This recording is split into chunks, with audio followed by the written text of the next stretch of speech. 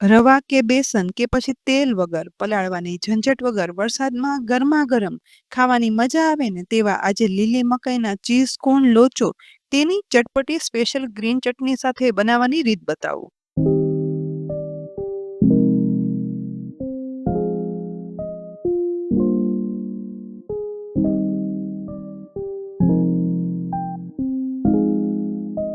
તો તેના માટે અહીં મિક્સરના જારમાં અડધો કપ ચણાની દાળ અને તેની સાથે તેની અડધી એટલે કે 1/4 કપ અડદની દાળ ઉમેરી દેવાની. તેની સાથે જ 1/8 કપ ચોખાના પૌવા ઉમેરશું અને મિક્સરમાં બધું પીસી લેવાનું.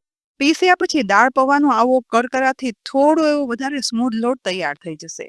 જેમાં 1/4 કપ ખાટું દહીં ઉમેરવાનું અને 3/4 કપ પાણી લઈ જોઈએ ને એ પ્રમાણે પાણી ઉમેરતા જઈ મિક્સ કરી ઢોકળા હાંડવાનું બેટર બનાવીએ ને બસ તેવું જ બેટર તૈયાર કરવાનું છે.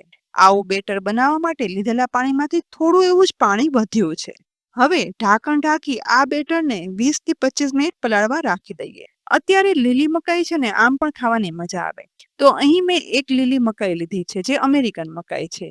તેના ઉપરના લેયર કાઢી લીધા છે. હવે મોટું ખમણ કરવાની ખમણીથી આ રીતે આ મકાઈનું ખમણ કરી લેવાનું છે. અહીં આ મકાઈ છે ને તે બાફવાની જરૂર નથી, કાચી જ લેવાની અને દાણા કાઢી મિક્સરમાં અધકચરા ક્રશ કરવા હોય ને તો તેમ પણ કરી શકાય. અહીં દાળના માપ પ્રમાણે એક મકાઈનું આટલું છીણ છે ને તે એકદમ માપનું થશે. બીજી સાઈડ 20 થી 25 મિનિટ પલાળ્યા પછી અહીંયા પૌવા અને દાળ પાણી શોષી અને મિશ્રણ છે ને તે ઘટ્ટ થઈ ગયું છે. માટે વધારે 1 કપ પાણી લઈ જોઈએ એ પ્રમાણે પાણી ઉમેરી અને મિશ્રણની કન્સિસ્ટન્સી છે ને તે આવી મીડિયમ થિકનેસ વાળી કરી લેવાની અને એ પછી ખમણેલી અમેરિકન મકાઈ છે ને તે સાથે ઉમેરી દેવાની છે. તેની સાથે 1 ટેબલ સ્પૂન આદુ, લીલા મરચા અને લસણની પેસ્ટ ઉમેરશું. જો અહીં લસણ ના ખાતા હોય ને તો નહીં ઉમેરવાનું. થોડી એવી સમારેલી કોથમીર ઉમેરી મસાલા હવે કરી લઈએ. જેમાં 1/4 ટીસ્પૂન હળદર પાવડર અને 3/4 ટીસ્પૂન મીઠું ઉમેરી મિશ્રણમાં એકદમ સરસ મિક્સ કરી લેવાનું છે. જેથી મકાઈ, મસાલા, દાળમાં મિશ્રણમાં મિક્સ થઈ જાય. લીલી મકાઈ ઉમેરવાથી આ મિશ્રણ છે ને તે થોડું એવું વધારે સોફ્ટ થઈ જશે અને લોચા માટે ઢોકળાના મિશ્રણથી થોડું વધારે સોફ્ટ મિશ્રણ હશે ને તેવું જ જોઈશે. આ સમયે હવે છેલ્લે 1/4 ટીસ્પૂન ઈનો મકાઈના લોચાના આ મિશ્રણમાં ઉમેરી દે. ઉપરથી અડધા લીંબુનો રસ ઉમેરશું જેથી ઈનો પણ એક્ટિવેટ થઈ જાય અને ઇન્સ્ટન્ટ લોચામાં ખટાશ પણ આવી જાય. બધું એકદમ સરસ મિક્સ કરતા અહીં ઈનોના કારણે એકદમ ફ્લફી આ મિશ્રણ તૈયાર થઈ ગયું છે. તો હવે ઈડલી ઢોકળાના સ્ટીમરની પ્લેટમાં તેલ લગાવી લેવાનું. હવે બનાવેલ મકાઈનું આ લોચાનું મિશ્રણ છે ને તેમાંથી 2 મોટા ચમચા જેટલું મિશ્રણ છે ને તે આ ડીશમાં ઉમેરી અને ફેલાવી દેવાનું. અહીં લોચો બનાવીએ છીએ ને એટલે મિશ્રણ વધારે નથી ઉમેરવાનું. એક પાતળું લેયર થાય ને એટલું જ આ મિશ્રણ ઉમેરશું. હવે ડીશને થોડી એવી થપથપાવી મિશ્રણને એક સરખું ફેલાવી દઈશું. બીજી સાઈડ સ્ટીમરમાં પાણી પણ ગરમ થઈ ગયું છે. તો સેટ કરેલા મિશ્રણની ડીશને તેમાં ગોઠવી દેવાની છે. અહીં મેં ટોટલ 2 ડીશમાં આ મિશ્રણ સેટ કર્યું છે તો તે ગોઠવી દઈશ. હવે સ્ટીમરનું ઢાંકણ ઢાંકી ગેસની મીડિયમ ફ્લેમ પર માત્ર 7 થી 8 મિનિટ સ્ટીમ થવા દેવાનું. એ દરમિયાન લોચા સાથે ખવાતી લીલી ચટપટી ચટણી બનાવવા માટે 1 મોળું મરચું અને 1 તીખું મરચાના ટુકડા સાથે અડધો ઇંચ આદુના ટુકડા, 1 કળી લસણ લીધા છે જે મિક્સરના જારમાં ઉમેરશું. સાથે વધારે પ્રમાણમાં સમારેલી કોથમીર ઉમેરી દેવાની. લોચાની ચટણીમાં બાઇન્ડિંગ માટે પૌવા ઉમેરાય છે જે 1 ટેબલસ્પૂન લીધા છે. મસાલામાં અડધી ટીસ્પૂન મીઠું, 2 ટીસ્પૂન ખાંડ, અડધી ટીસ્પૂન જીરું ઉમેરી અડધા લીંબુનો રસ ઉમેરી દેવાનો. સાથે પીસવા પૂરતું જ પાણી ઉમેરવાનું અને મિક્સરમાં ગ્રાઇન્ડ કરી લેવાનું.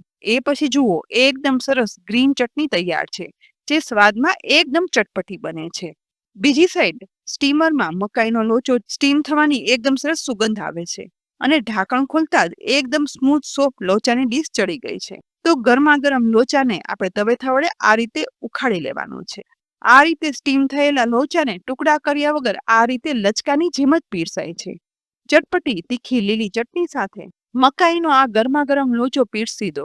ઉપરથી થોડી એવી લીલી ડુંગળીના ટુકડા પણ ઉમેરશું અને આ પીરસેલા લોચા પર લોચાનો સ્પેશિયલ મસાલો પણ સ્પ્રિંકલ કરી લેવાનો છે. લોચાનો સ્પેશિયલ ડ્રાય મસાલો બનાવવાની રીત મેં આગળ મૂકેલા લોચાની અલગ અલગ રેસીપી વિડીયોઝમાં બતાવેલું છે જેની લિંક પણ મેં ડિસ્ક્રિપ્શન બોક્સમાં આપી છે. તો આ મસાલાની રીત ચોક્કસથી જોઈ અને બનાવી લેજો.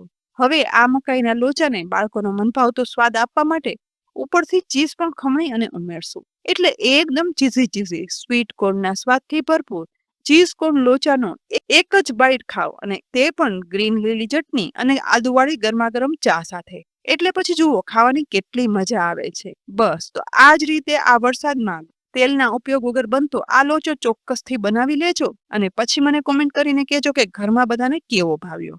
રેસીપી ઉપયોગી જ છે, જેથી અમારી ચેનલ આવી ઉપયોગી રેસીપી જોવા માટે ચોક્કસથી સબસ્ક્રાઇબ કરી લેજો અને અમારા ફેસબુક પેજને પણ લાઇક કરી અને ફોલો કરજો, જેથી યુટ્યુબમાં જુઓ કે પછી ફેસબુકમાં તમને બંને પ્લેટફોર્મ પર દરેક ઉપયોગી રેસીપી જોવા જ મળે. તો આવતીકાલે ફરીથી મળશું એક નવી રેસીપી સાથે.